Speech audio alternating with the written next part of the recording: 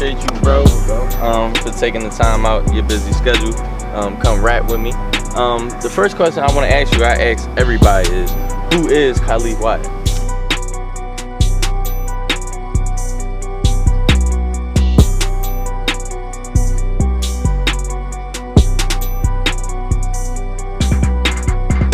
Marathon sport, we coming for the rough tourney, we coming for the chip and all that.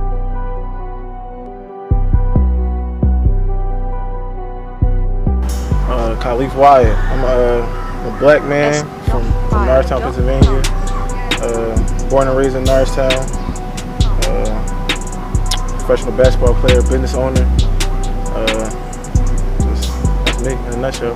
Got you. So you say you from Norristown, we here right now. I think this is my first time out here.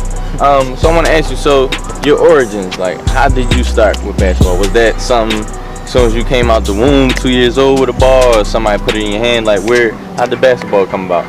I got an older brother, he's 8 years older than me. Okay. He played basketball, he's a basketball junkie. That's all he talked about, that's all he did when he was younger. He never went to college or anything like that for basketball, but that was his passion, and I was with him most of my childhood, so that's where I kind of like picked up the game. And also, the park that we at right now, this is Oak Street Park. I grew up right on that corner up there on Arch Street, and so this park was right here. So as far as like accessibility to basketball, was just always accessible. I spent all day here and all night here, and just with all my friends having fun. And so you saying you spent all day and night? So that takes a lot of discipline. Right. So do you? Like, was it ever times you felt like you was missing out on things, like, because you was here, working, or no, this just your love, so it was like, it is. Right. Well, for me, it was always fun. I was always having fun, so I never looked at I was missing out on anything or nothing like that. I always knew that I wanted to be a basketball player, and I mean, as far as the discipline aspect, I mean, people were doing other stuff besides playing basketball, so it did take a lot of discipline just to lock in on basketball and lock in on just staying focused and trying to make something of it. I got you. So I know, where did you go to high school? I went to Norristown High School. Norristown High School. So then, how did you and Temple get involved? Because you went to Temple for 4 years. How did that connection, like, where they scout you? Like, how did that come about? So I was never highly recruited throughout high school. Okay. 9th grade, played freshman. Sophomore year, I actually started varsity for 3 games, and I got kicked off the team. Wow.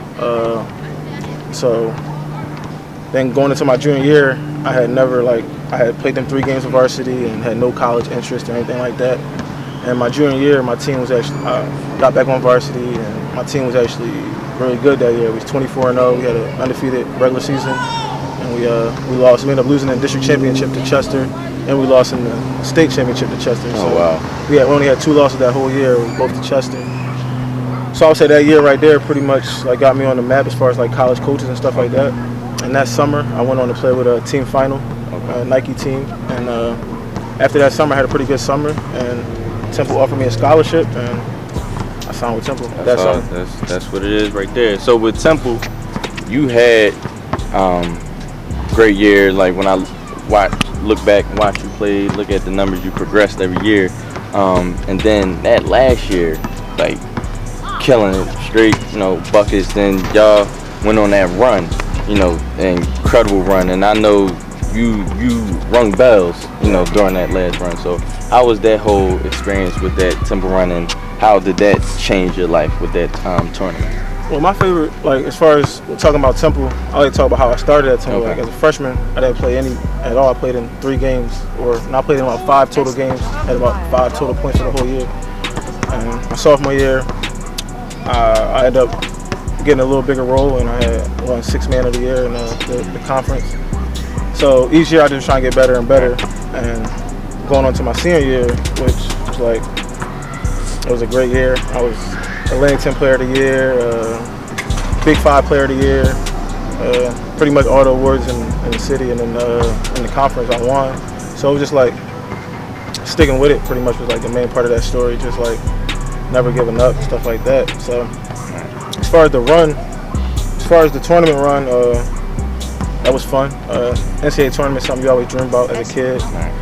So you just know that everybody's watching. You got Charles Barkley and Clark Kellogg doing your game. So it's fun. That's what you dream about, and I just wanted to go out there and take full advantage of it. And we didn't go as far as I wanted to go, but we had a good run and we had fun. Yeah, definitely made noise. I can say I was definitely proud of y'all, you and the squad, and I know a lot of people I know was proud of y'all, because actually one of my homies, Puda, he actually went to Temple. Right. And I remember we was watching the games, you know, cheering y'all on every game.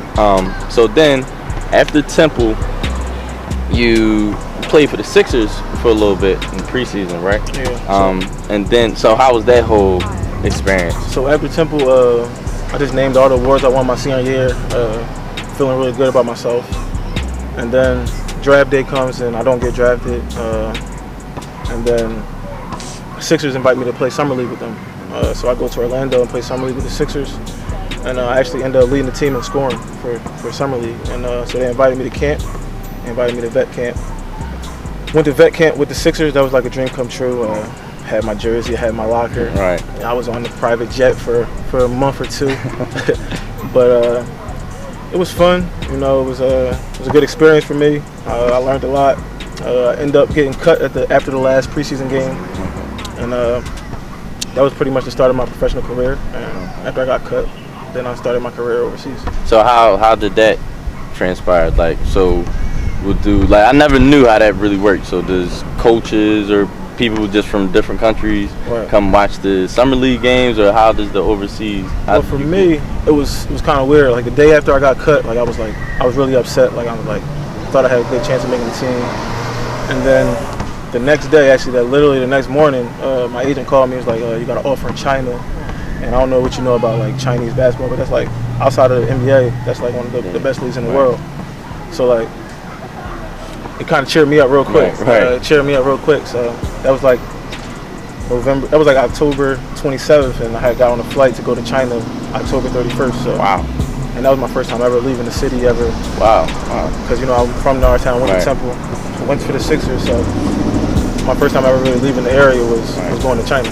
Right. Wow. So so you went to China, now you're in Israel. Like, so how is that experience affecting your life, even besides basketball? Just living in China, living in Israel, like how have you been able to adapt, and like what's the biggest differences, I guess? I would say in Europe and Israel specifically, because that's where I've been the last 3 years, it's just a lot slower pace. Like people are really nice. Everybody speaks to each other. It's like it's nice. The food is good. It's not too different from America. But one thing I do have over there is a lot of free time. Cause, I practice for 2 hours a day, and then the rest of the day is just like I got a lot of time to read or do whatever I want to do. So it's like I try to take full advantage of all the free time I have over there. Okay. So a little bit off your basketball career, I know you have your company, Marathon Sport. Can you explain what Marathon Sport is? Marathon Sport is a sportswear and training company. It's based out of Philadelphia area. We actually just launched on May 15th. We're just growing right now, building relationships, and just really trying to be a global leader in the sports apparel lane. Right. Okay. Well, I definitely want to commend you. I respect it.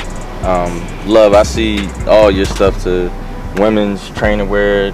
Man, you actually just did a camp, right? Khalif Wyatt. I seen a lot of your stuff there. Yeah. So I appreciate you for giving back to the kids and doing that. Definitely respect you for that.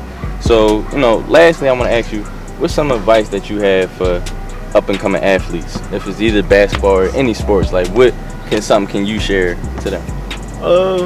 Main thing I would say is just be fearless. Like just don't ever worry about like doubters, or don't ever worry about if you're being recruited or not, or what other people is thinking about you and stuff like that. And just lock in and believe in yourself, and the sky's the limit. Really, just try to block out all outside distractions and just focus on what you want to do and do it and go for it. Gotcha. Well, again, I appreciate you for this time. Sure. You can go follow. Where can they reach you at? First of all, y'all can anything about Marathon Sport, you can go www.marathonsportco.com, and I can be found on social media, Instagram, LeafBuck1, Twitter, Khalif W05, and that's my 2 main handles. Okay. All right. Well, thanks again. I appreciate you. Another episode of Manizel Mondays. Godspeed.